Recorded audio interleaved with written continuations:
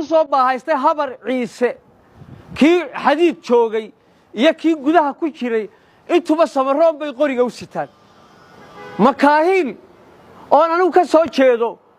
walaalkii maxamed case oo halkan ay makadoor isku yihiin ayaa lagu xasuuqayaa oo ku dhimanaya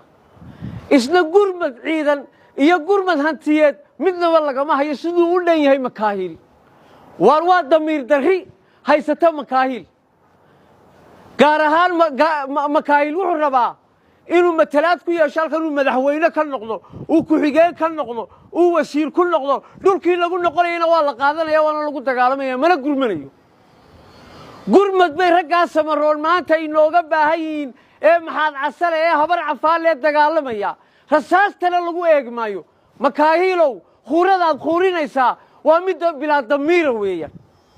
walaalkaa maxaad casood makadoor isku tayin baa xasuuq iyo dagaal iyo xabadi ku socotaa adnaa daawanaysaa waar damiir darrida joojiya oo gurmad ciidan keeno oo walaalkii garab gala waa dhulkii aad wax ku ahayd eed wasiirka ku ahayd eed madaxweynaha ku ahayd ee dowladnimada aad ka rabtay xildhibaanka ka rabtay ayaa la qaadanayaa oo maanta ciise iyo xasan sheekh maxamuud iyo dowladda jabuuti iyo tii federaalka soomaaliya isku soo baahaystay inay qabsadaan saylac iyo lughaya somalilandna mid baan leeyahay iyo xukuumadda cabdiraxmaan cabdilaahi